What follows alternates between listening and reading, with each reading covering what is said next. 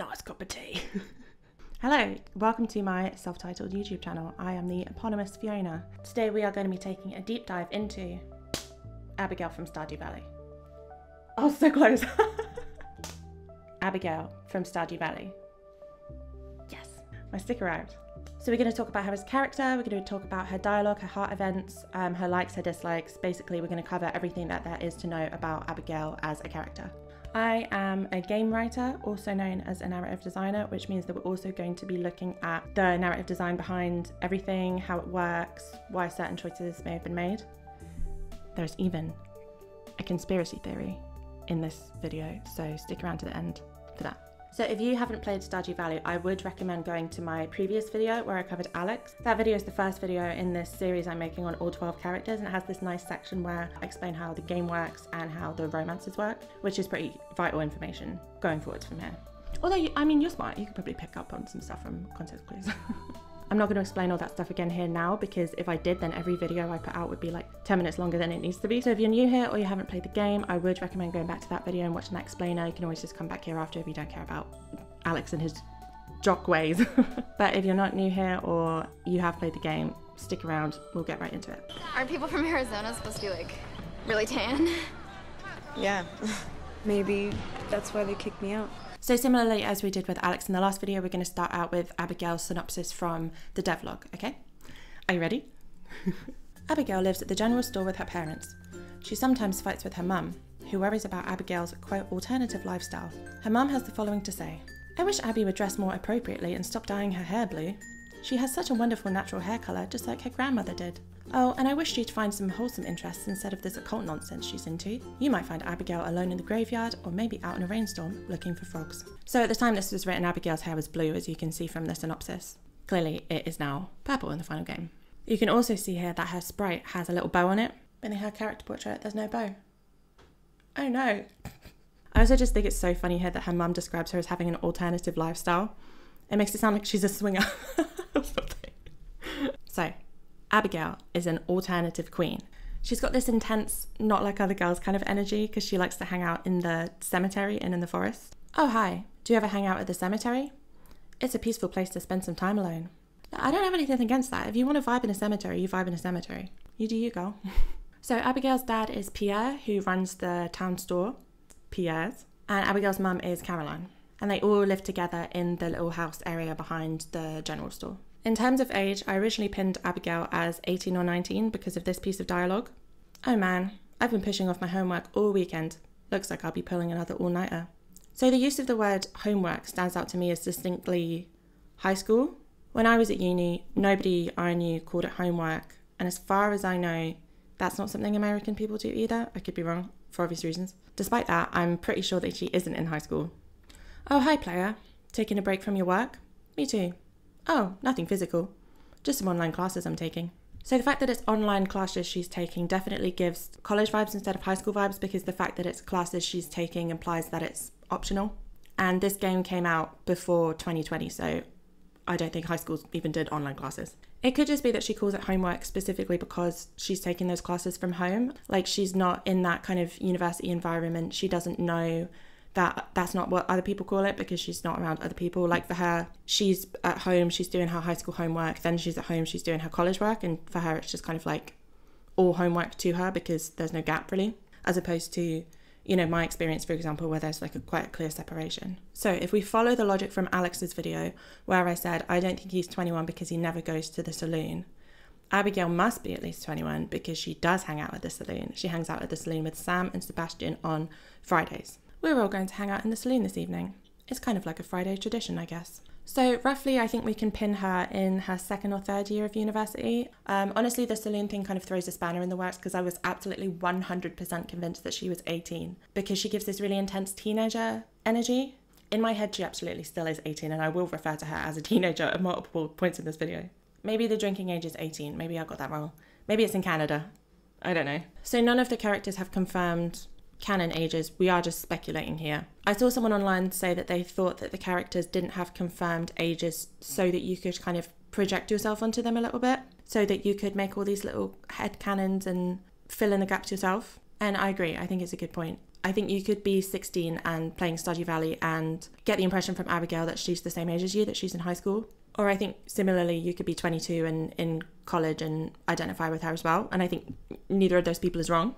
The thing with this saloon is the only thing that I would say definitely ages her as at least 21. But I'm going to go with the spirit of the game, as I just said, fill in the gaps yourself, make your own little theories. I'm going to refer to her as a teenager because that's my personal interpretation. And what is this video if not my personal interpretation? So maybe she has a fake ID. I wouldn't put it past her. So Abigail is a pretty popular person to romance in Stardew Valley. I'm sure it's not unrelated to her witchy goth vibes. Ew, I hope I don't get a tan this summer. If I knew how to use a sword, I would be exploring those caves by the mountain lake right now. It's probably nice and cool in there. I kind of wish I had a cat. Unfortunately, my dad is allergic to pretty much everything. Cats are pretty great, so she's not wrong. So, a notable love for Abigail. Pumpkins. This was advertised towards infant school teachers. She's a sweater weather kind of girl. She loves fall. She loves Halloween. She's living her best Christian girl autumn. Ah, fall's here. I was getting so tired of summer. I can't wait to see some pumpkins this year. The Spirits Eve festival happens at the end of the season. It's pretty low-key compared to what you'd see in Zuzu City. But for a small town like this, it's a lot of fun. So Spirits Eve is just Halloween. All the holidays in Stardew Valley have different names. So Christmas and also kind of Thanksgiving are put together in this thing called the Feast of the Winter Star. Easter is the Egg Festival. Then you've got some original holidays like the luau, the flower dance. But I'll probably do a big lore video at some point going through all of that. Just info dumping. So just briefly, if we compare Abigail to Alex, Alex had dialogue lines about how much he loves tanning. Abigail says specifically, I hope I don't get a tan.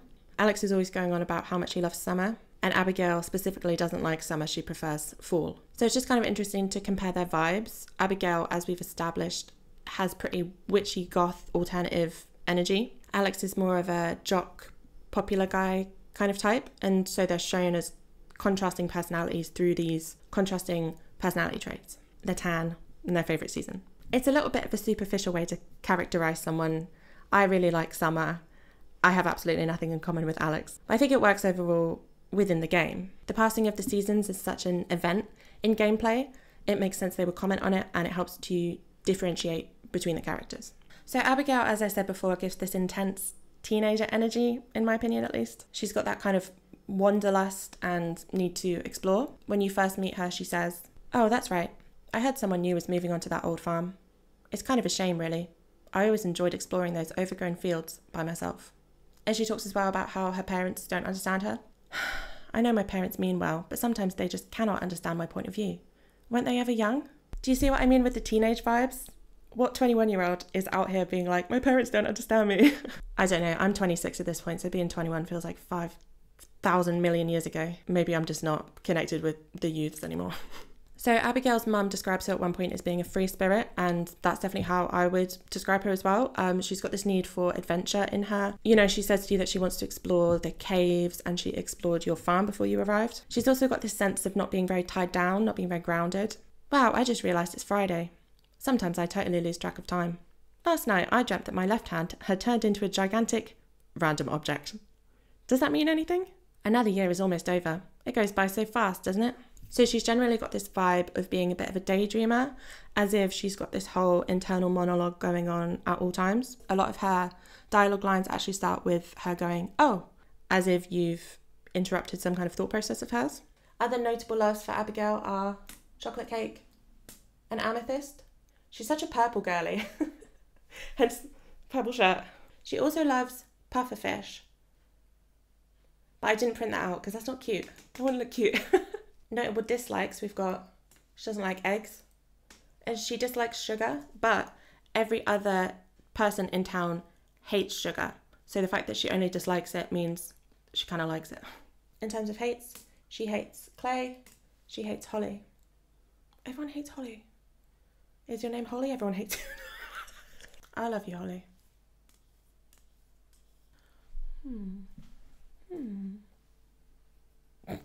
In terms of Abigail's relationships, as I mentioned, she hangs out with Sam and Sebastian on Fridays at the saloon, and she's also the drummer in their band. And at the flower dance, she dances with Sebastian. If you marry Sam, he has a piece of married dialogue saying, "Do you think Sebastian and Abigail will ever hook up? Heh.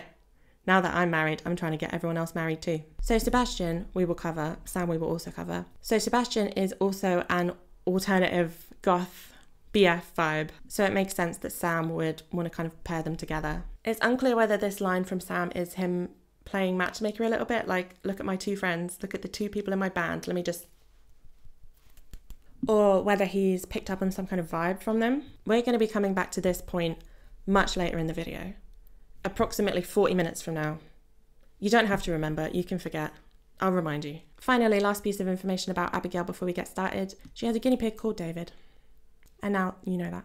So for this video, we're going to do it like we did the last one. We'll get into the heart events, then we'll talk about dating, and we'll talk about marriage, and we'll talk about the summit and ultimately divorce.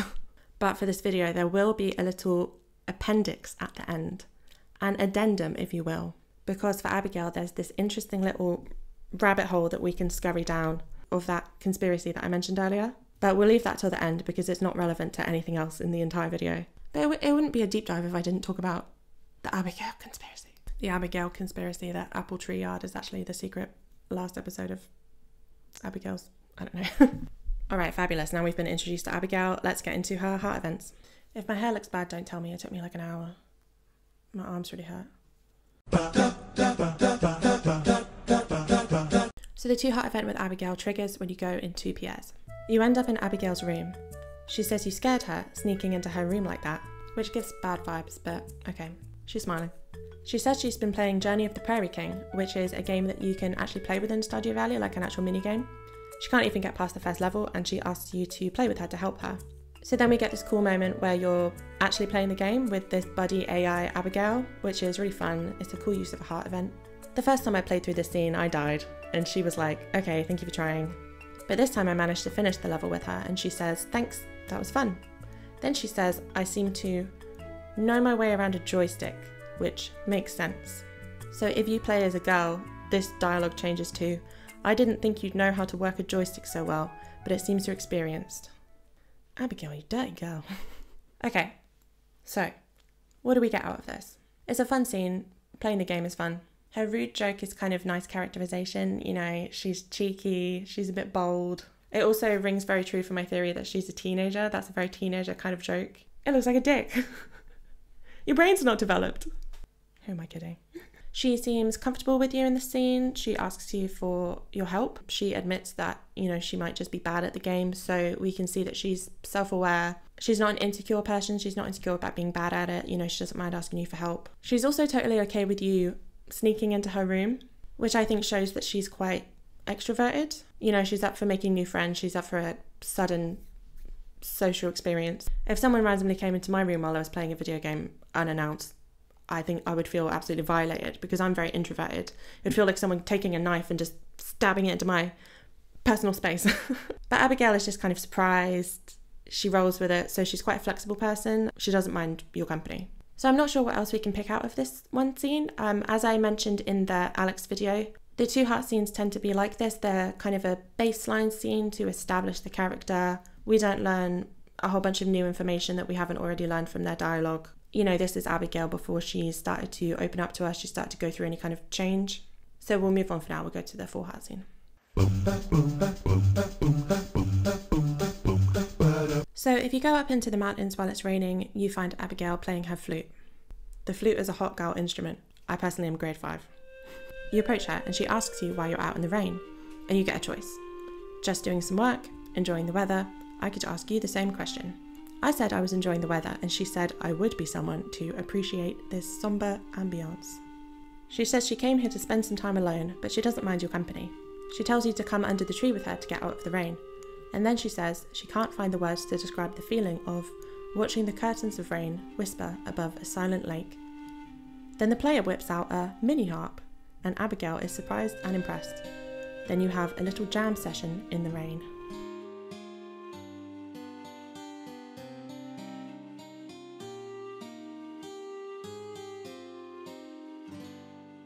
So there's two pieces of music that we heard over that scene.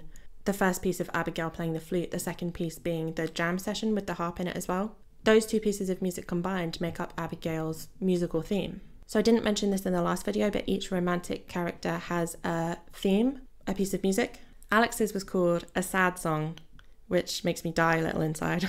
Abigail's is called A Stillness in the Rain. A Stillness in the Rain. So looking at this scene as a whole, I'm still getting such teenager energy from Abigail. She's playing the flute in the rain.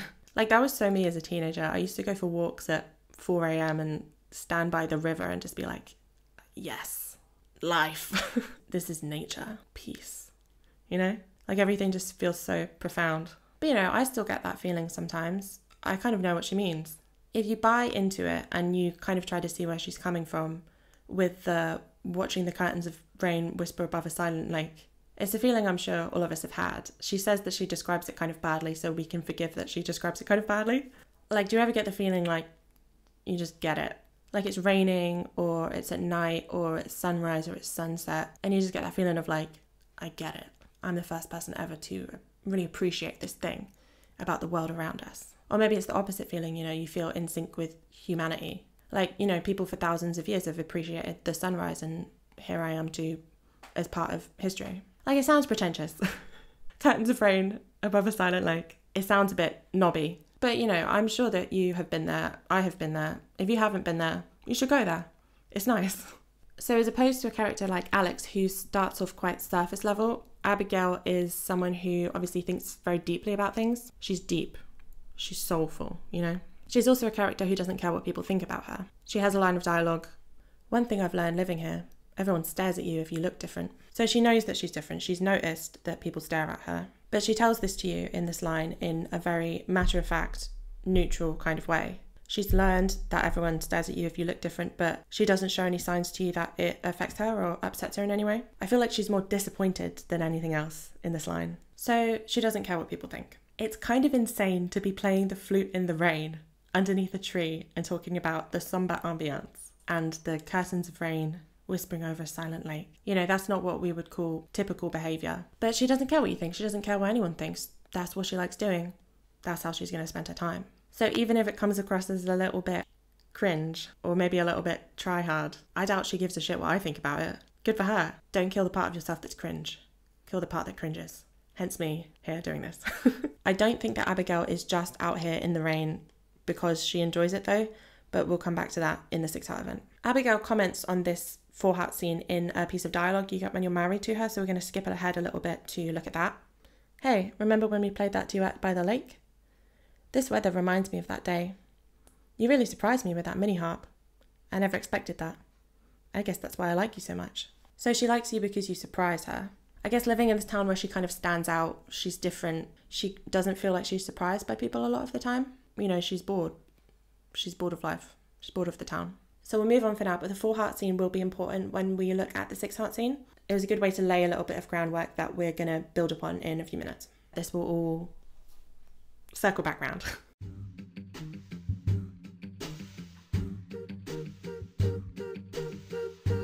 In the 6-heart scene, you find Abigail in the graveyard at night. She says it's the best place in town to find some privacy, and she's been practicing with her sword. The player gets this little exclamation point above their heads, and Abigail gets offended that maybe you think she's weak. Then she admits that she's kind of defensive about it. She says she wants to explore the mines, but she knows it's dangerous, and she'll need a weapon. She asks you about how you've used a sword before, and you get a choice. Yes, and it's exciting. Yes, but only in self-defense. Yes, but it's dangerous, you should stay safe. No. If you tell her to stay safe, you lose 100 friendship points. You gain 10 friendship points if you pick one of the top 2 options. I picked here that it's exciting. She says that you get it, why she's out here. She's never done anything memorable. She wants to go on an adventure. That's when Pierre, her dad, comes looking for her. He's been looking all over for her, says her mum wants help with dinner. He says the graveyard is no place for a young lady, whatever the hell that means. Abigail gets annoyed, says to mind his own business, that he only thinks she should go and cook dinner because she's a girl. He's stuck in the past. Pierre is shocked to hear this, and Abigail leaves, says to you, let's get out of here. She urges you on, and you follow her. Then you get some dialogue over a black screen where Abigail says no one will find you. She complains about her parents, says she can't believe they were ever young, they don't understand her perspective. She knows they grew up in a different time, but it still annoys her. She thanks you for hearing her out and asks if you can help untangle her hair from the bush. I'm debating doing an outfit change. I feel like I'm in my pyjamas in this shirt, you know? I'm gonna go for it. I changed my outfit, sorry. I made this jumper. Anyway, so this scene ties into what I was just saying about the Full Heart event. I think Abigail was out there in the rain. She's out here in the graveyard, not purely because that's what she enjoys doing, but because she wants to get away from her parents, because it's a place she can find privacy. She doesn't tell you in this scene that she wants to get away from her parents, but it's extremely implied because she does literally run away from her dad at the end. She frames it to you more as looking for privacy, which I guess shows that she wants to present herself to you as more independent, as more mature, as opposed to telling you, I'm running away from my parents. Abigail's story so far, like I've said, is very related to that teenage experience. Like I said, I would go on random 4 a.m. walks. I would sneak out of the house, sorry mum, and just randomly walk around just to feel that kind of sense of privacy, the sense of adventure. Everything feels like an adventure when you're that age and you're doing things on your own because you so rarely get to be alone. And the fact that she's looking for that privacy shows that she feels stifled in her house by her parents. Speaking of her parents, we are now going to have a brief aside. All rise. May I now have your attention for a brief aside about Caroline and Pierre. It's like that bit in Princess Diaries. Wow, she's so pretty now. There we go, they're stifling her. They're stifling her heart. I don't know if that's straight, they don't deserve it. So in this aside, I'm going to go into Caroline and Pierre as characters and as parents because I think it's relevant to Abigail's story, since they're her parents, because we see her rebel against them. So it's good to know what it is that she is rebelling against and why she is the way that she is. So Caroline has a lot of dialogue about Abigail. A lot of dialogue about Abigail. Don't you think Abby would look better with her natural hair colour? She used to have light chestnut coloured hair. I wish Abby wouldn't spend so much time in her room. Is it just me, or does Abigail play too many video games? Maybe I'm a little old-fashioned. Is it just me, or does Abigail look a little pale? Maybe I'm just worrying about her too much. Is it just me, or does Abigail have an unhealthy interest in doom and gloom? Maybe I'm just too old to understand. I'm not going to read all of them because there are so many, and that would be really boring. But this woman has 9 separate lines of dialogue just criticising her daughter. So Caroline is an interesting character. It seems from the small amount of information we get about her that basically when she was younger she was Abigail, but then Pierre kind of domesticated her? Is that dodgy to say? Robin Thicke. When we first moved here, I took a while to settle down. I wasn't ready for the domestic life. Pierre's a bit traditional, but he's a good man. He's ambitious, but he always puts his family first. So, Caroline has green hair. Caroline tells you that she wasn't ready for the domestic life. Caroline says she used to want to be a farmer. She says she was a free spirit before she met Pierre. So she's saying that Abigail should have her natural hair colour, despite not having natural coloured hair herself. She's asking Abigail to come and help her with dinner in the 6 Heart scene, despite being reluctant to accept the domestic life herself. It seems like she's kind of a hypocrite. You'd think Caroline would understand where Abigail's coming from, seeing as she used to be so similar to her. She says she took a while to settle down, which the way that she puts that almost makes it seem like he was breaking her in, like a horse. And she also specifically says that Pierre is traditional, which we can see in this 6 Heart scene with Pierre talking about how the graveyard isn't a place for a young lady. So it's possible that Caroline has adopted some of Pierre's more traditional values through the years they've spent together. Though in the quote, she says that he's traditional, but he's a good man, which implies that being traditional is bad. So this is pure speculation. Take this with a grain of salt. But I think that it's possible that Caroline isn't the one who asked Abigail to come home and help with dinner in the 6 Heart scene. I think Pierre might just be saying that because he's traditional, because women belong in the kitchen or whatever.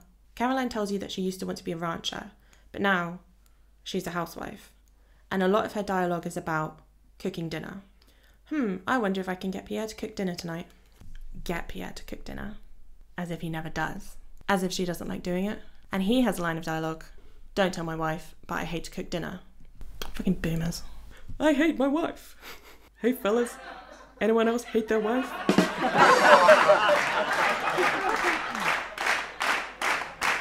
So it's plausible that Caroline asked Pierre to help with dinner. Pierre said, oh, you need help with dinner? Let me go find Abigail. Like in this scene, he doesn't say he was worried about her. He's not like, oh, Abigail, I'm so glad to have found you because you were literally missing. There you are. I love you. He literally just says, come and help with dinner. We can see more of this traditional mindset in Pierre when it comes to his ambition. He spends basically all of the festivals in a little shop away from his family. And if you have 6 Hearts with Pierre, he tells you, no matter how well the business does, it's never enough to satisfy my desire for success. What's wrong with me? Maybe I'm just bored with domestic life. Someday I'm going to open a new shop in the city and make a killing. Unfortunately, business is so slow, I can hardly save any money. So he's got that kind of provider mindset. He's the guy who brings in the money, his wife takes care of the house and dinner. And he says he's bored with domestic life, which makes me wonder, if he opened that new shop in the city, why wouldn't that just be domestic life as well? Would he leave his family behind? He doesn't say he's going to move them with him. He says, I'm going to open a new shop. The male urge to abandon your family. Get out of here. Get out of here. So, all this to say, I agree with Abigail in the 6 heart scene. It's hard to believe that these people were ever young. They're expecting Abigail to just conform to their standards. They're not viewing her as an autonomous human being, as a life that they have created, as a person with her own desires and goals and wants and needs. She's like an NPC to them. They're just raising her as like a little helper. And that is the exact wrong reason to have a kid. I'm just going to say it. I think they're bad parents. Hello, Fiona from the future here. Spooky. I will give you the lottery numbers. No. So I didn't mention that Caroline has a 6 heart scene about Abigail, so we'll just go over that quickly now.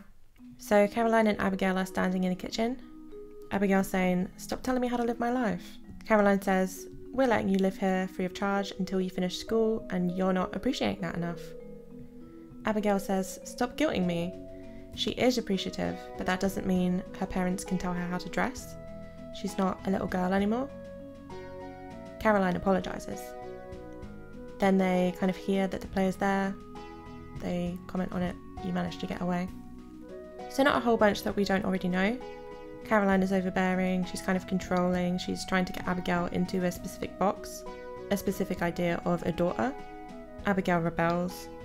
It sucks that Caroline uses that emotional manipulation tactic of trying to guilt her. You know, that's really hard to deal with when someone is using something they're doing for you, they're using a favour they're doing for you as leverage in order to get you to do what they want. Like, as a parent, you should just be doing these things for your kids because you love them, not so you can tell them how to dress. Anyway, yeah, fuck you, Caroline. Abigail says to you at one point, I may fight with my parents a lot, but I know they're just looking out for me. They're doing what they think is best. I don't know why I'm saying this to you. Don't tell anyone. Sure, they're doing what they think is best. Their intentions are good. But they're so critical of her, they're stifling, they're overbearing. It's kind of a miracle that Abby went the way that she did, of rebelling, of being true to herself, when her whole life she's been told the opposite, just to kind of fit into a box. So it makes total sense that Abigail would go and stand out in the rain, hang out in the graveyard just to get some privacy. And it makes sense that privacy would be important to her when she gets it so rarely, when her sense of self is being stifled. As you're growing up, you need space to develop your sense of self, your own interests, your skills, and you need to know that you're safe and supported in doing that. But Abigail doesn't get that. If she wants to pursue training with her sword, she needs to go out into the graveyard in the middle of the night, which is way more dangerous than the alternative. And she's defensive in this scene about the sword stuff. She assumes that you think that she's weak. She tells you that she's defensive. There has to be something that made her so defensive. We can assume from what we've learned so far that her parents told her they don't think she's up for it. They don't think that she's strong enough to survive in the mines, that it's too dangerous. She says in this scene that she can't believe her parents were ever young. It's interesting that she classes it like that, like she believes that age is the thing that changes who you are. So she's young, she thinks one thing, they're older, therefore they have a different perspective, they think a different thing. That's the logic in her mind. And that's definitely the case with Caroline, as we covered. It seems like she's changed a lot over the years. She's gotten more traditional with time. And maybe Caroline is the reason that Abigail thinks this way about time passing, making you change. Because Caroline told her, I used to be a free spirit, then I settled down, therefore in Abigail's brain, it was time that changed her. It's time that changes people in that way. Now that you have 6 hearts with Abigail, you get this dialogue. The birds were happily chirping today. They're too simple to understand the future. It's better to be like them, isn't it? She's saying here it's better to not understand the future. And that makes sense based on what we just said about how she thinks that time changed her parents to be who they are now. I think in her mind, she sees her own future and she thinks that she is destined to go down that same route of aging and therefore becoming more boring and traditional, like she thinks her parents did. But in this quote, she expresses, she'd rather be a bird, chirping happily, not thinking about the future. That kind of sums her up, really. We get to see a lot of Abigail's character expressed in the 6 heart scene as well. She's headstrong, she's bold, she's unapologetic. She stands up to her dad. She hides in a bush. They've presumably tried to discourage her from using the sword, but she's doing it anyway. And if we connect all this to that piece of dialogue about how she likes you because you surprise her, I'm thinking about that moment in the scene where she says, "Let's get out of here," and the player kind of pauses and she says, "Are you coming?" And then you do go. I feel like this would have been surprising to her as well, that you would take her side over Pierre's, that you would understand her perspective enough to go with her. It must feel quite validating for her to always be arguing with your parents, 2 against 1, having them tell you that you're naive, you're too young, you don't know the world, or whatever, and then the player comes along and takes her side. So finally, another piece of dialogue that you unlock with Abigail at 6 hearts is, "I've been daydreaming a lot lately." "Oh, you want to know what it's about? Well, it's a secret." Keep this in mind as we move on to the 8 heart scene.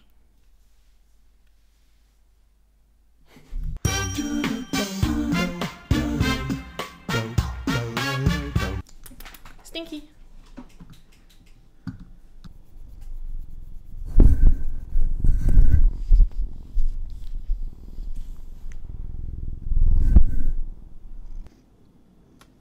This is Marmite. Say hello. Good boy. Abigail sends you a note saying to come to her room after dark. She wants to show you something. So if you go to her room, the thing she wants to show you is a spirit board, which is basically just a Ouija board. She teaches you how to use it, and she's blushing when she says to put your hands on the planchette with her. A planchette is just the name for the triangle thing that has a hole in it. New word. It starts moving.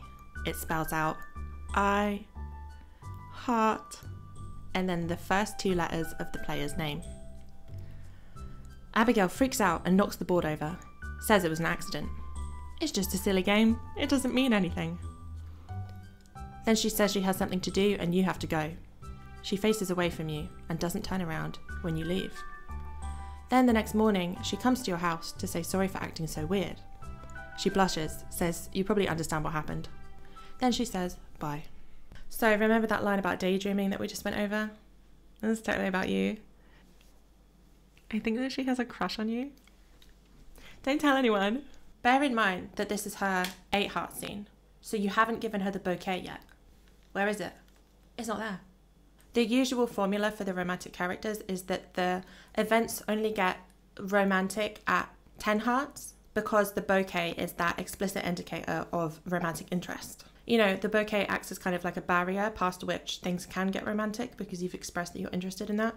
But Abigail has a crush on you starting at 6 hearts that we can see from that daydreaming dialogue. I kind of like it. The bouquet feels very gamified. It feels like a romance switch. You give it to a character and suddenly it flicks on and suddenly they are really into you. For Alex, he says in his 10 heart scene that he's been into you since he met you, but you wouldn't know that unless you had given him the bouquet because everything up until that 10 heart scene with him was strictly platonic. So at least this way with Abigail, the romantic element of the relationship has foreshadowing. It kind of comes about organically instead of directly from that bouquet.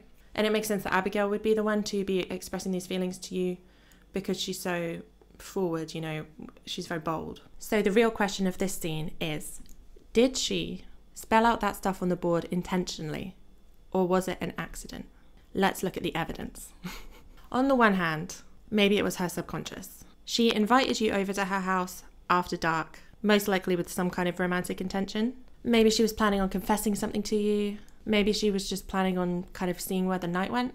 And the Ouija board was an excuse to touch your hands, to kind of get things going. But then maybe she was thinking so intensely about her feelings for you that she ended up spelling those feelings out with the board unintentionally and was surprised by it and, freaked out. And therefore she flipped it over. On the other hand, maybe she was intentionally spelling it out and then she just freaked out and couldn't finish. Abigail's been characterised so far as very headstrong, no fear, I'm going to swing my sword, I'm going to kill stuff, etc. She's been characterised as if she didn't have her parents there holding her back, she would be doing crazy shit, She wants to go on adventures. But here, it's kind of like she realises her limits, that she has limits. So in this hypothetical situation, she's bold, she invites you round, she thinks, I have this perfect plan to confess my love via Ouija board. In the note she sends you inviting you round, she specifically says, I want to show you something. And that thing ends up being the Ouija board. When she tells you to put your hands on the planchette, she's blushing. She's put this whole little plan together. But maybe she gets overwhelmed when it's actually happening, when she's following through. It's too much for her. She's not ready. She panics. She flips the board. And she's never had reason to panic before because she's never done anything exciting enough to warrant that panic. She's lived quite a comfy, as she puts it, unmemorable life. So she's never reached her personal limit before, so she didn't really know that the limit existed.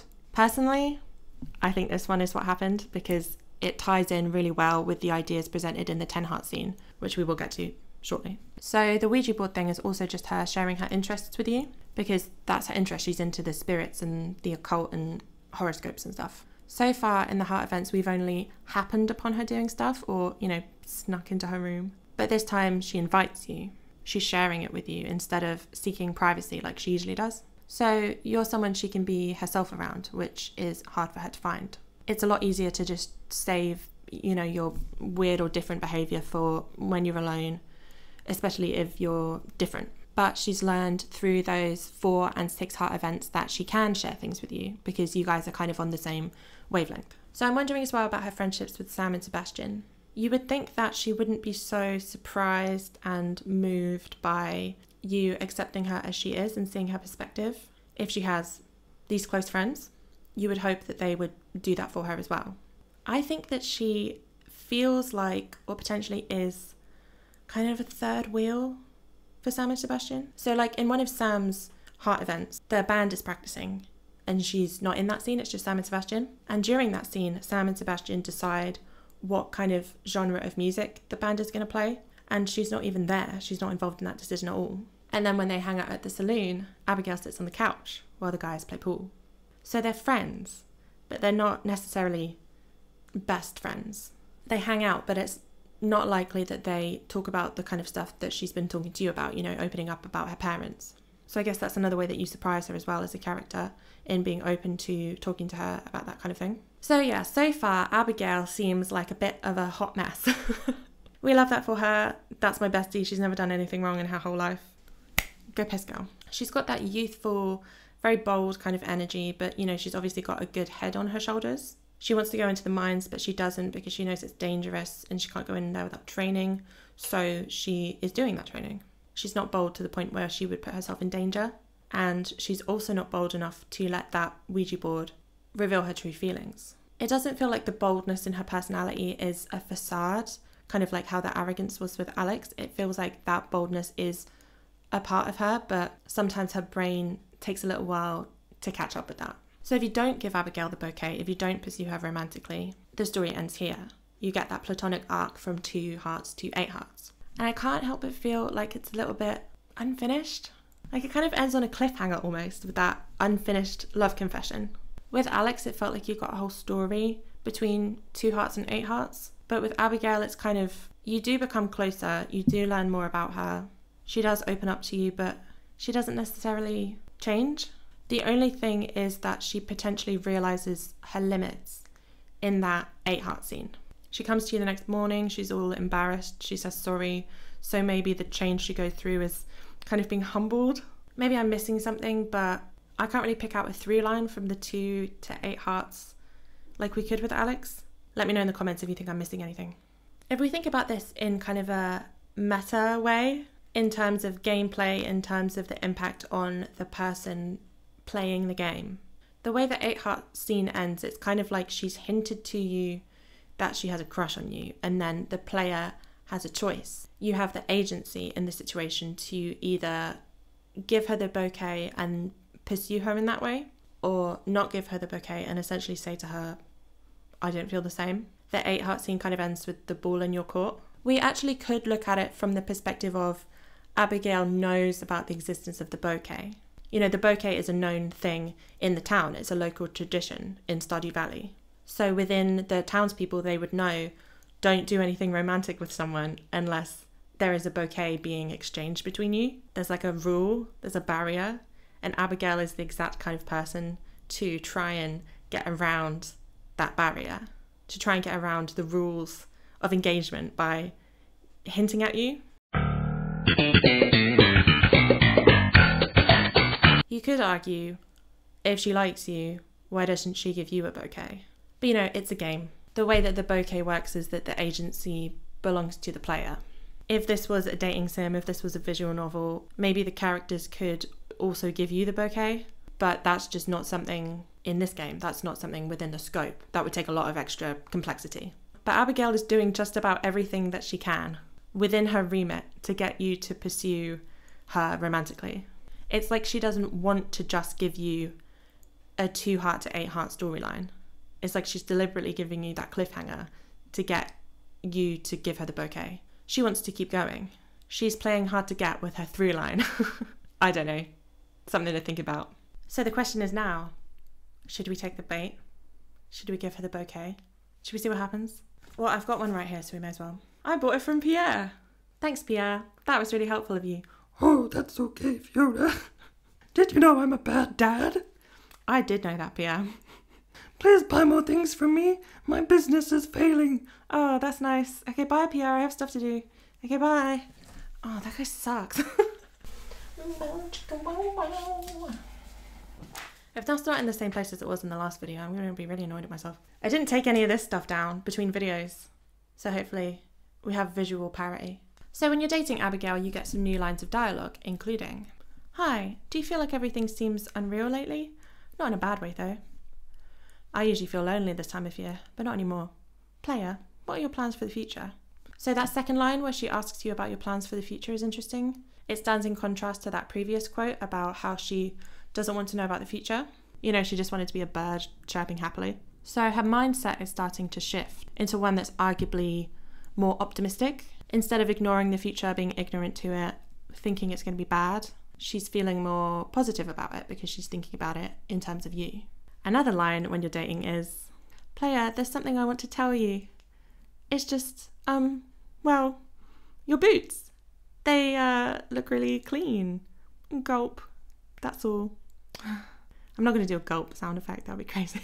And this reinforces that idea that she did plan to confess her love for you and then she kind of chickened out, because it's kind of like that's what she's doing here in this line. She tries again, but she biffs it again. But it's good that she's not giving up. It shows that even though she's bumped up against that limit in herself, she's still trying, she's still going after what she wants. She's still that same kind of person who refuses to let those limits limit her. So the 10 heart scene triggers if you enter the mines. The player isn't there at first. Abigail is looking down the ladder to the mine below, as if she's going to go down it for the first time after all of her training and anticipation. Then a bat flies out. Ah! She laughs at herself for getting so freaked out. Then, like 100 bats fly out. Ah! She gets super freaked out and runs away to the corner, and she's shaking and crying. This is when the player enters, immediately runs over to her, and you get a choice. Are you okay? What happened? Kind of a redundant choice, but that's okay. She tells you today was going to be the day she ventured into the caves, but she got scared and couldn't do it. She says, "I guess I'm not as tough as I thought." And you get another choice. You're safe with me. I get scared too. You're crying like a little baby. Stop. Some of the choices in this game are kind of insane, honestly. If you pick that last one, you lose 50 friendship points, which kind of seems like you get off lightly. So I picked I get scared too. And Abigail says that it's normal to be afraid when you have something to lose. Then she says that she really likes you, and not just as a friend.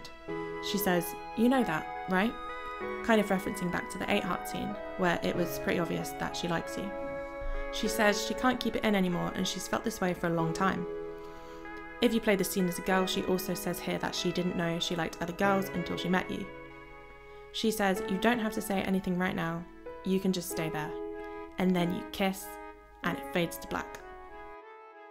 So in that choice that you get, if you say you're safe with me, you get 20 friendship points. If you say I get scared too, you get 40 friendship points. So she responds better to the implication that you're equals, rather than you implying that she needs your protection, which makes sense of her as a character. She's very independent. And like I said in the Alex video, this is one of those 10 heart scenes where you don't get that binary choice of I feel the same, I don't feel the same. I just wanted to point that out so that we have a record. So it's interesting the implication that she's been trying to keep these feelings inside. She says, "I can't keep it in anymore. I can't believe I'm saying this."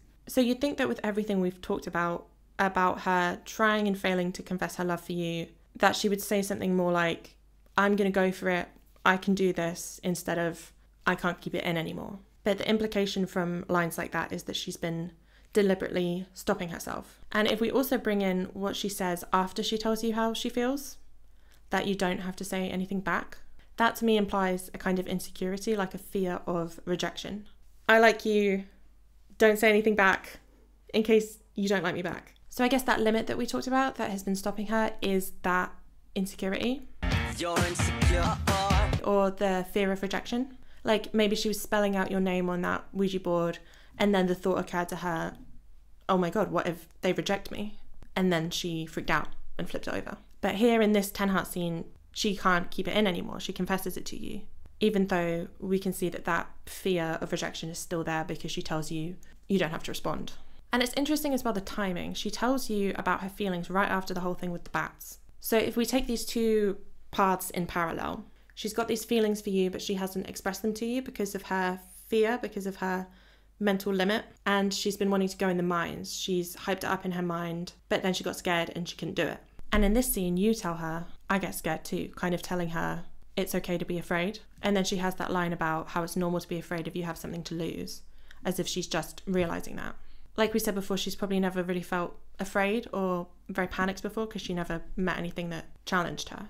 And with the 8 heart scene with the Ouija board, she's having that feeling for the first time. She's assuming that it's something negative and that it means that you should just stop what you're doing. But in this scene, it's like she's learning to live with that fear. She's learning that the way to deal with it is to feel that fear and then do the thing that makes you feel afraid anyway, because otherwise you're just always gonna let fear hold you back. And so in this scene, right after you make that clear to her, right after you tell her, I get scared too, when she comes to that realization, that's when she confesses her feelings to you, even though it scares her. And I think this all goes back to the stuff about her parents, you know, like her mum always criticizing her dad telling her she should only do things befitting of a young woman. So of course she's going to have that doubt in herself. She's not going to have the ability to push through the fear because she just assumes that she'll fail. She says in the 6 heart scene that she's defensive about people thinking she's weak. And in this scene, she says she must not be as tough as she thought. So here we can draw a line directly from something her parents presumably told her, that she's not strong enough. And we can draw a line from that directly to this doubt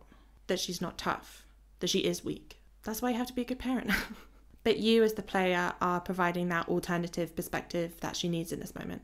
You see her point of view. You help her kind of snap out of it a little bit. So we can see her character development, right? Number 1, she had this idea in her mind for ages that she wanted to go into the mines. And in this scene, she's finally acted on it. She's decided to go after what she wants, even if she knew after that 8 heart scene that there's a chance of her getting scared. And number 2, she doesn't let that fear stop her or hold her back anymore.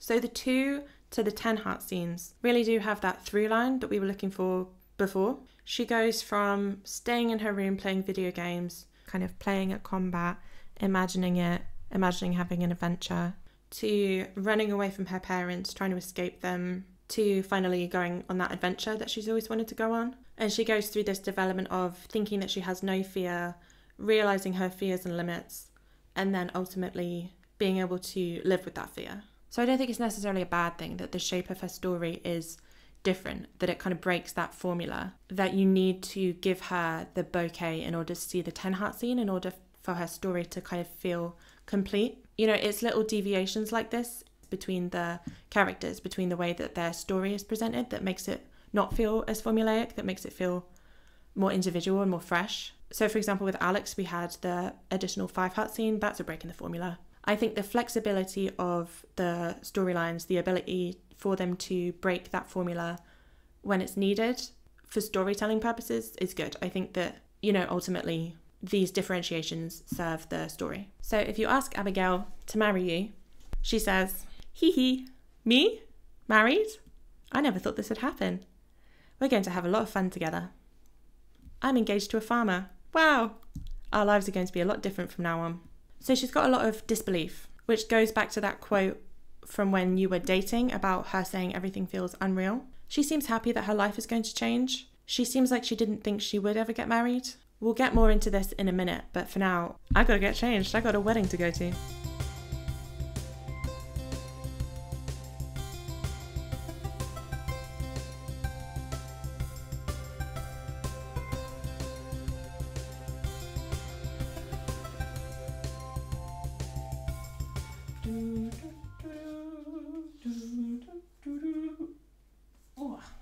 So when you marry Abigail, she moves into the farmhouse. She has her room in your house with her drum kit in it, the spirit board's in there, her sword's in there, her games console's in there. She also gets a new hamster. She doesn't bring her old hamster, David. He stays behind in her old room in her parents' house. She gets a new hamster, David Jr. I guess this was done so that her room on the map didn't have to change in any way. Maybe it wasn't possible for it to change. But environments do change in this game sometimes. So it must have been possible for David to go with her. In what universe do you move house and you leave your hamster behind, you get a new one, you call it hamster 2? I don't know how code works. That's something I don't think we're supposed to necessarily read into. I think that is something that just works around the limitations of the game. But if that is something that she did, that's kind of cold, Abigail. Poor David. Abigail also plays the flute outside sometimes. She seems to like being married and living with you. Hey, I'm just debating what I should do today. I'm not used to having this much freedom. I had a good day today. There's always something interesting going on around here, if you look close enough. It's pretty cool that we have a cave on our property. It's something I always dreamed about. Some girls dream of their wedding day. Me? I dream about having a cave on my property. Yeah. I guess I'm not like other girls. Sorry. So yeah, clearly she's happy to be out from under the thumb of her parents. She's enjoying her freedom, she's getting to pursue her passions. But, okay, so I explained in my last video, in my little stardew explainer, that if you don't keep giving someone gifts, if you don't keep talking to them, if you don't keep building the relationship, then the relationship meter can decay, the hearts can go down. When you're married, your spouse has different dialogue based on how many hearts you have with them. So they tend to have high hearts dialogue, neutral hearts dialogue, low hearts dialogue. I'm not quite sure what counts as low, what counts as neutral, if it's like 4. I'm not sure. Not all of the spouses have specific low hearts dialogue. Some of them just have neutral dialogue. And my interpretation of this is that with those spouses, even if, you know, you're not the most attentive partner, even if they get kind of grumpy with you, they're still pretty happy at their baseline. So their dialogue won't change too much based on your own actions. But Abigail has low hearts dialogue, and Abigail has a very interesting piece of low hearts dialogue. I wonder if I could have done better. I was very good friends with Sebastian before we met. He was probably the one. Okay, jeez. That's very harsh, Abigail. Oh my god, my wife is cheating on me. Like, Sebastian is the guy that she dances with in the flower dance. They're in that band together. Maybe he was the one. Go marry him if you love him so much.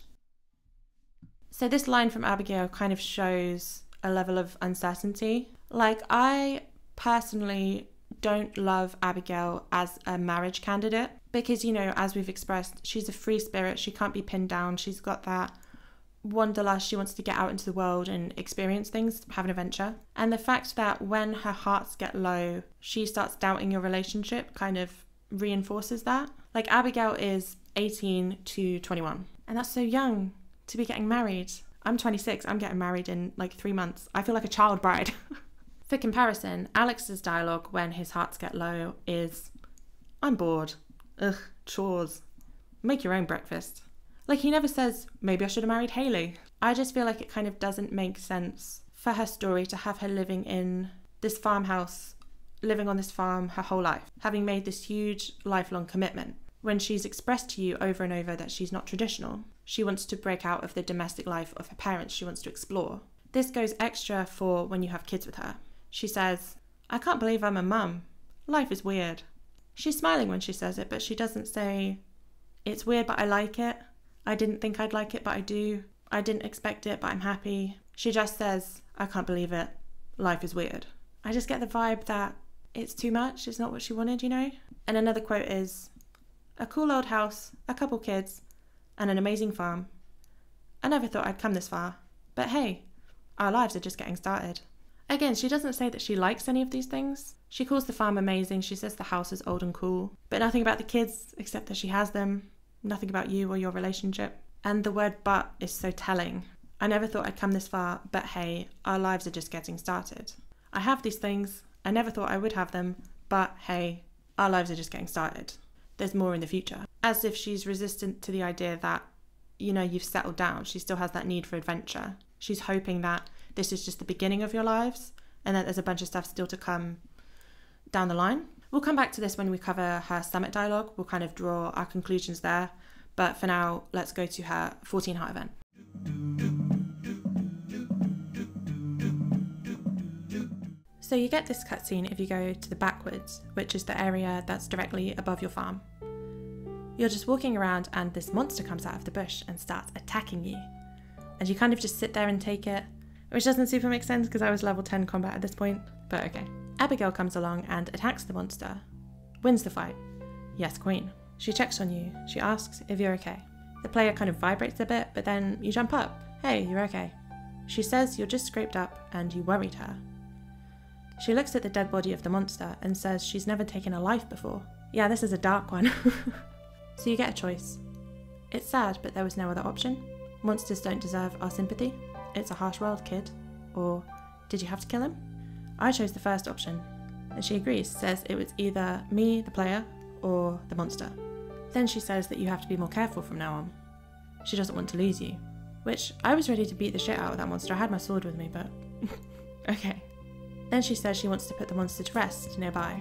If you go back to this area after the cutscene, there's a little gravestone with the symbol of Yoba, and Yoba's kind of like the god in Stardew Valley. It says, Abigail took a life to save mine. I'll never forget that. Okay, I have issues with this. Kind of CinemaSins, plot hole type issues, but we'll get through it, okay? I'll do the sound effect. So number one, I would have beaten the shit out of that monster. I and most other people who play this game literally always carry a weapon, and a few hits like this from any monster in the game is never enough to completely drain your health. So I would have been fine, instead of just laying there. At this point in the game of getting a 14 heart event, you're almost definitely in your second year of gameplay. So you would have been to the mine a bunch of times. You are almost definitely more skilled than Abigail at combat. So it doesn't super make sense that she saves you. The scene also implies that she hasn't been in the mines because this is the first time that she's killed a monster. And you basically have to kill the monsters in order to get past even the first level of the mines. So when did she get these skills to the point where she is more capable than the player? She can kill the monster, but you can't. I didn't mention this back during her 10 heart event, but after you do have that 10 heart event where you see her in the mines, Abigail will show up in the mines sometimes. She shows up on level 20 when it's raining, and she's either playing her flute or she's just walking around. So then how did she get to level 20 without killing anything? Unless she just made a bunch of staircases. But her whole story was about her building up her sword skills. You'd think she wouldn't be the kind of person to just completely avoid all combat by building a bunch of staircases to get down to level 20. I don't know, it doesn't make sense. And also, since when is killing a monster a big deal? In the Adventurers Guild in the game, there is literally a tally of how many monsters you've killed, and you get prizes for killing a certain amount of each monster. On the special orders board and on the help wanted board, which are ways that characters can give you these kind of side quests in the game, you get requests to kill a certain amount of monsters. Someone will say, please kill 20 slimes, and if you do it, you get a reward. But Abigail kills one monster, and it's this really huge deal. I understand that it's a huge deal specifically to Abigail because it's the first time she's done anything like that. But even the player dialogue says when you go back to the gravesite, she took a life for me, I'll never forget that. Wouldn't that trigger some sort of huge life-changing revelation for the player? Like, I've killed 1,000 of these things and I never thought about it. Am I a bad person? Should I stop? And you'd think as well that if Abigail is with you, if she knows that that's what you're doing, if she's suddenly having this moral conundrum, that she would communicate that more with you. If she's suddenly thinking, I shouldn't have killed it, I feel bad about it, but she knows that her spouse is out there killing things left and right, she'd say something about it? Okay, we're done. Let's put all of that aside for now. Let's just look at the purpose of the scene. So Abigail saves you. It shows that she's come far with her skills and with her confidence with the sword. She doesn't hesitate. She's very protective of you. She obviously cares about you a lot. Then there's the fact that she feels so guilty about it. I guess it's kind of a contrast to her attitude so far. Like, she's been super keen to get into the mine, to explore, to use her sword. And now that she has that kind of experience, she feels really bad about it. She wants to bury the monster. And if we think about it as well, in terms of what she said in the 10 heart scene, that it's easy to feel afraid when you have something to lose. In this scene, you are the something to lose for her. She sees you in danger, she's afraid, she might be afraid of the monster, afraid of losing you, but she pushes through that fear like she's learned to do. And in doing that, she manages to protect that thing that she doesn't want to lose. So that's all fine, but I just don't understand what the purpose of all of the moral conundrum stuff is about the monster. If we follow the through line, you'd think the scene would play out the same to a certain point. She protects you, she pushes through her fear because of her love for you. But then why not have that just be the end of the scene? You hug, she says she loves you. End of scene. Why have her feel so bad about killing the monster? Why make such a big deal out of it? Previously, the game has showed Abigail putting aside her fear or conquering her fear as a good thing. You know, she eventually manages to confess her love for you and it turns out well, you get married. When she tries to go into the mine in the 10 heart scene, she gets scared, but she does eventually go back in, as I mentioned. When she conquers her fear in the 14 heart scene, she does get something good out of it. She manages to save you, but she also has this huge crisis. And like I said, nowhere else in the game does it portray these monsters as sentient or anything other than a piece of gameplay as something to just be killed. And I just can't seem to figure out why that suddenly changes in this scene. Abigail seems kind of shaken up by the whole thing, but if you go back to the house and you talk to her, she says, "Good thing I brought my sword today." Kind of saying that, you know, it was a good thing that she was there to defend you. So it's not as if this incident has disillusioned her to combat in any way, like she's never going to use her sword again. I guess it's more, you know, she's young, she has to brush up against these hard concepts eventually, you know, like life and death. Maybe it's portraying, you know, she's a daydreamer, she tends to have one foot out of reality.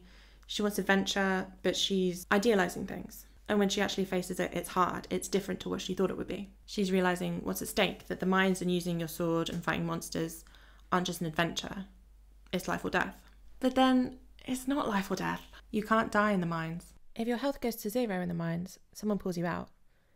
If it goes to 0 in the Skull Cavern, you wake up in hospital. Within the universe of Stardew Valley, I guess death exists. You know, your grandpa died, left you the farm. But within the game itself, death isn't real. No one dies. Your farm animals don't die if you don't feed them. The only death in the whole game is the monsters. So altogether, I think it just kind of makes for a bit of a jarring scene about the seriousness of combat and the significance of Abigail killing this monster, when to you, the player, her doing that and killing it is absolutely meaningless. You've done that thousands of times. I mean, maybe it's supposed to be encouraging you to think more deeply about killing the monsters. You know, you as the player have become desensitized.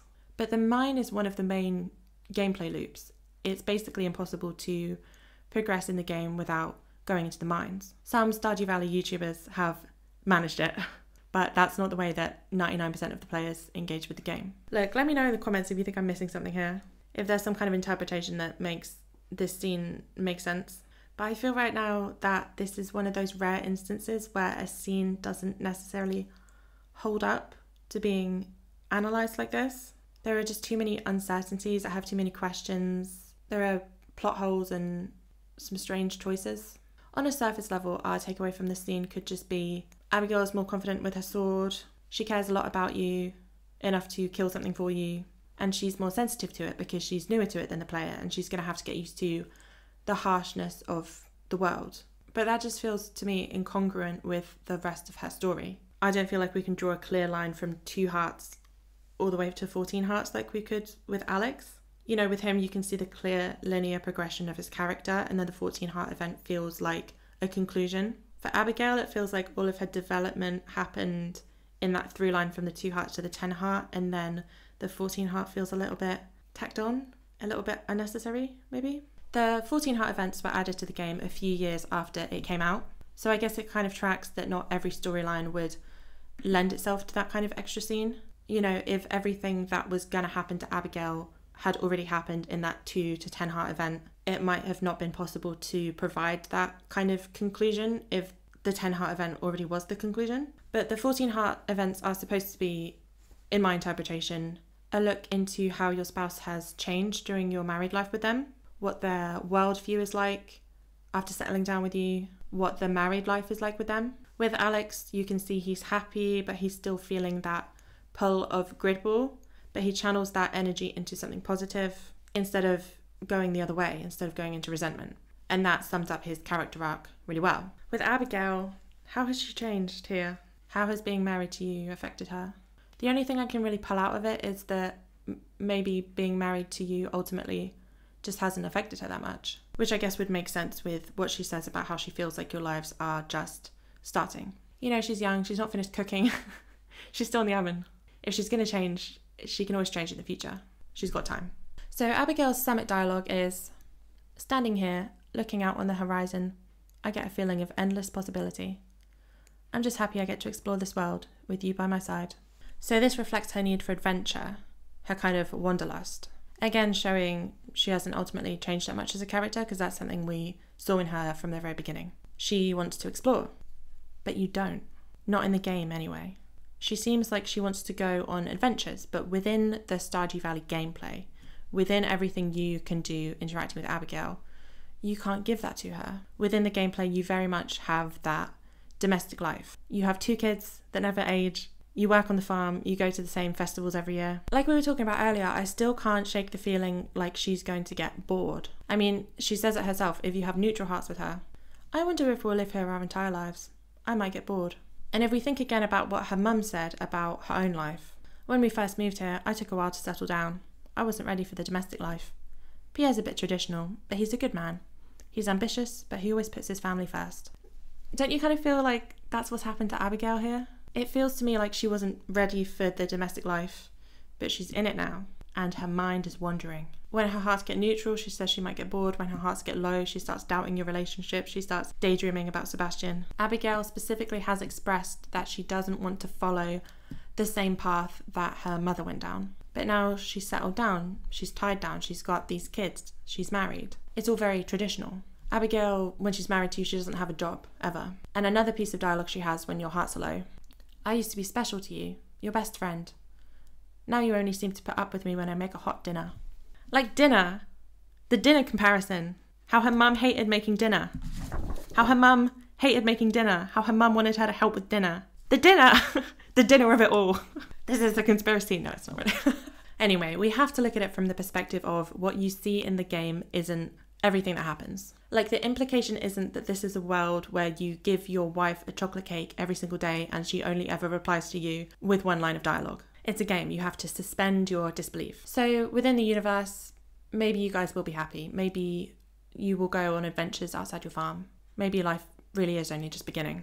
Abigail's storyline, the conclusion of it, doesn't give me that same settled kind of feeling like we had with Alex. But that's good.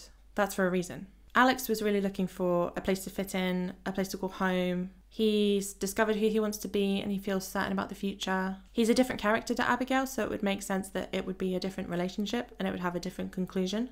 Like, I'm not saying all of this stuff about how she doesn't feel settled in your relationship as a criticism necessarily. It's more of an observation, but when you think about it, it just shows that it's a well-written game because it's able to make me feel as a player 2 different ways about 2 different relationships. When I'm married to Alex, I feel settled. When I'm married to Abigail, I feel like she's restless. I feel like she could just run out the door any second. And that's kind of a feat. That's a big deal given how little dialogue these characters have. They have very strong characterization. Good job. That's part of what made me want to start picking apart these characters and the relationships so much, is because there is so much to work with in there, even if I'm not a huge fan of the 14 heart event. Wah, wah. So if you divorce Abigail, her 1 line of dialogue she'll ever say to you ever again is, "What are you doing here? Just leave me alone." I really hate that expression that she does. I thought about putting it on the wall as one of the expressions, but it scares me. It scares me. It's scary. I don't want that looming over me the whole time, you know? So in her divorce dialogue, she's angry with you. And that's interesting. It's kind of like she's rebelling away from you. She's treating you like you're on the same level as she would treat her parents. You don't understand her anymore. You don't get her anymore. She doesn't seem sad. Alex was sad. But Abigail is just angry. This is pure speculation, but it's almost as if she's angry because you took that control away from her. You just left her without warning, without discussing it with her. It's one thing to be a little bit uncommitted to your life, to be fantasizing sometimes about Sebastian, and it's another thing to just have that life ripped out from under you. You know, there were parts of it that she liked. She liked the cave. She liked the independence. And now she doesn't have any of that stuff anymore. What's the point of you? What are you even doing here? You should just leave her alone. Now that is what I call a deep dive. We got into her brain there. We are in her brain. I love this. That's Abigail. Now that's what I call the deepest dive into Abigail from Stardew Valley. Hey, that's the name of the show. I can't keep all of these jokes in, that's too many jokes. So as I mentioned at the start of the video, there are a few more things to talk about when it comes to Abigail. The first thing is just a really quick thing. There is a heart event for Emily that involves Abigail. A muffin. Oh, come back.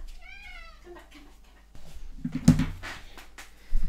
This is lasagna. Say hi. Oh, he's not purring. I'll put you down. I love you. Basically, Emily starts something called clothing therapy, where people go into this like magic closet and they pick out an outfit that speaks to their soul. And Abigail is one of those people, and she goes into the magic closet and she picks out a suit of armor. And I would like to overanalyze this. First of all, it's clearly related to the combat element of her character. Suit of armor, fighting, pretty straightforward. But it's defensive, right? It implies the expectation of taking a lot of damage. You know, like how in a game you can have your light armor or you can have your heavy armor. She's chosen heavy armor. That's where her priorities are. So we can see that fear that she has towards the mines, whether it's subconscious or conscious in this scene. When she makes that choice, she's thinking about getting hurt and therefore needing armor. The fact that it's defensive also links to her saying in the Six Hearts scene that she's being defensive, you know, because of always being criticised because of her parents. So it's like she feels safe inside the armour. The defensiveness she shows to you in that Six Hearts scene is almost acting as a suit of armour for her. It's like a shell of protection. And it's interesting as well that the suit of armour covers up her entire body. It's bulky, you know, it's gender neutral. If we think back to the Six Hearts scene of her dad telling her that the graveyard is no place for a young lady, she's obviously in her life placed under the burden of a lot of gendered expectations. So here in this scene with the suit of armour, she's just kind of donning this gender neutral, androgynous kind of a look as a way of freeing herself from that. Anyway, those are my thoughts on the suit of armour. I just wanted to add that in here somewhere. It's a deep dive. Like, I'm not going to talk about Abigail and her suit of armour. Are you crazy? We can't leave anything out. Speaking of, it's time.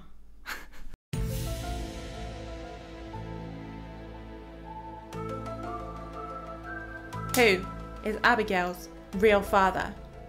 Dun dun dun. Okay, so new character alert. Fuck. This is the wizard. His name is M. Rasmodius, which is an absolutely banging wizard's name. You name your kid M. Rasmodius, he is going to grow up to be a wizard. You think your dentist can be called M. Rasmodius? No. Wizard. You're locked in. The wizard lives in the wizard tower, of course, which is in Cindersap Forest. He never leaves that tower. He comes out for festivals, but basically he spends all of his time in there working on his studies into the occult. Now, what do you notice about the wizard? What's one of his defining features? He has purple hair. Interesting. Okay. So in a completely unrelated thing to say, if you get to 8+ hearts with Pierre, he will say to you, "Does Abigail look anything like me? Don't tell my wife, but I sometimes wonder if I'm really the father." I don't think they look that alike. Do you? It is pixel art, so how similar are they really going to look? Abigail and Caroline both have that kind of jaw, but you know, they have different skin tones. They have different eye colours. Caroline has green eyes and their teeny tiny little noses, but that is a different shaped kind of nose. And I don't really know what we can interpret from this. So who's to say, really? Anyway, that's kind of a weird thing for Pierre to say. How curious. On another unrelated note, let's look at some of Caroline's dialogue. If you have 8+ hearts with Caroline, she says to you, "When we first moved to Pelican Town, I would take secret walks to the Wizard's Tower. Don't tell Pierre, he has jealousy issues. Abigail was born about a year after we moved to Pelican Town. I wonder if she'll ever experience life outside the valley." Oh, the Wizard's Tower? You used to take walks to the Wizard's Tower? Where the wizard lives? And you say, Caroline, that Abigail was born about a year after you moved here, which is more than enough time to grow a whole baby, implying that she became pregnant after she moved to Pelican Town. Huh. Interesting. But Caroline loves Pierre, right? Why would he not be the father to her child? Well, in another line she tells you, as we've referenced through this video, "When we first moved here, I took a while to settle down. I wasn't ready for the domestic life. Pierre's a bit traditional, but he's a good man. He's ambitious, but he always puts his family first." So Caroline took her Wizard Tower walks when she first moved here, which also just so happened to be the time when she felt like she wasn't ready to settle down. Interesting. But what does the wizard have to say about any of this? Surely the little old wizard doesn't have anything to say about mundane matters such as this? Oh, wait, well, there is that one thing about how if you get to the full 10 hearts with the wizard, he says, "You mustn't tell anyone. but I have reason to believe that one of the locals is actually my daughter. I could be mistaken. It's rare, but it does happen. Ladies and gentlemen, we got him. You are the father! Okay, that's a lot of very compelling evidence, but it's not confirmed. It's not 100%. For one thing, Abigail does not have naturally purple hair. Caroline says to you at one point while she's criticising her daughter a million times, "Don't you think Abby would look better with her natural hair colour? She used to have light chestnut coloured hair." And who has light chestnut coloured hair? This man right here. Pierre from Pierre's. Plus, Caroline says that Pierre has jealousy issues, so it's possible that his suspicion is just that. You know, he says he feels like Abigail doesn't look like him, that she might not be his. It's possible that that is just his own issues. He's just projecting. But why does Caroline want Abigail to dye her hair when, as we've established, Caroline also has dyed hair? Is the purple hair causing Caroline issues? Is it too similar to someone else's? Is it too suspicious? Are people talking? Plus, it wouldn't be the first time that a cheating spouse had tried to blame the suspicion on jealousy. Caroline is trying to gaslight Pierre. Furthermore, if we look at the original synopsis that I read what feels like 5 hours ago, Caroline mentions how Abigail's hair is a similar colour to her grandmother's. Presumably this is referring to Caroline's mother. So, therefore, Abigail's natural hair colour of chestnut brown comes from her mum's side of the family. So it doesn't come from Pierre. So even if, hypothetically, Abigail had a dad who had a different hair colour, for example, purple, she might still end up with chestnut brown hair because that gene is in there. Look, why would the wizard say that he believes someone in town is his daughter if he hadn't had sex with that person's mum? Otherwise, he would just be like, that person kind of looks like me, no big deal. But if a baby is born 9 months after you had sex with someone, you are going to think, wow, there's a possibility that I am that baby's dad. Furthermore, the wizard and Abigail have a lot of similarities. He has a line of dialogue, "I believe the townsfolk are afraid of me. It is unfortunate, but I suppose it is human to be afraid of the unknown," which is reminiscent of Abigail's line, "One thing I've learned living here, everyone stares at you if you look different." They're both into the occult. Caroline has a line of dialogue where she says, "Abby's always had a strange interest in the occult. I'm not sure where she gets it from." Oh, you're not sure where she gets it from? That's curious. I wonder who spends literally all of their time looking into the occult in their tower and being a wizard. Furthermore, I'm going to stop doing that. If we look at that piece of Caroline's dialogue again, specifically the part where she says that Pierre always puts his family first. He always puts his family first. I wonder if Caroline thought that Pierre would be a better father to Abigail, as opposed to the wizard, who is always shut up in his tower and could literally just like explode in a cloud of gas at any minute. And then how would he pay child support? Look, we can at least say for sure that Caroline fucked that wizard, right? She fucked that wizard.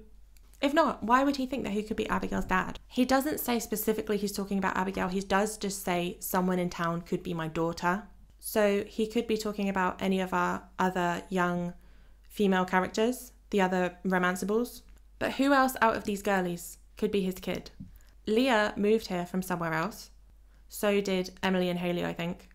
Mario as a character has a white mum and a black dad. So if her dad was the wizard and he was white, then she would just be white. So it can't be her. I guess it could be Penny. We don't really know anything about Penny's dad. But all of the dialogue from... Come on. He's talking about Abigail. What is my conclusion to this? I don't know. I think it's put into the game as a fun little Easter egg, a fun little conspiracy theory.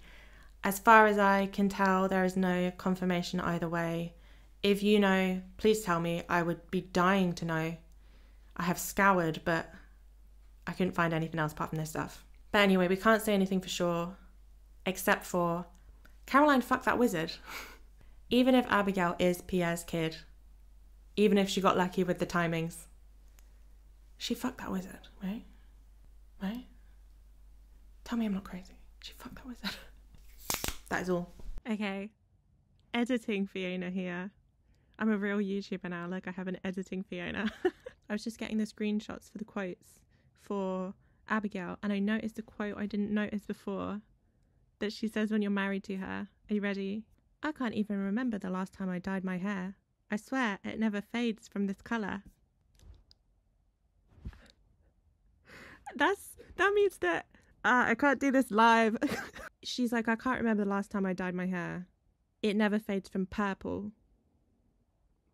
But then she does have naturally... Why would her mum say she had natural chestnut brown hair if her hair is naturally purple? But then if it's not naturally purple, how would she be able to dye it and it never fades from that colour? She doesn't have any roots? She doesn't get roots? We all get roots. Look at me in the video. We all get roots. Is the implication there that she's always had purple hair but her mum has been secretly dyeing her hair brown? No. That would be crazy. But then what other explanation is there for her having both purple hair and brown hair?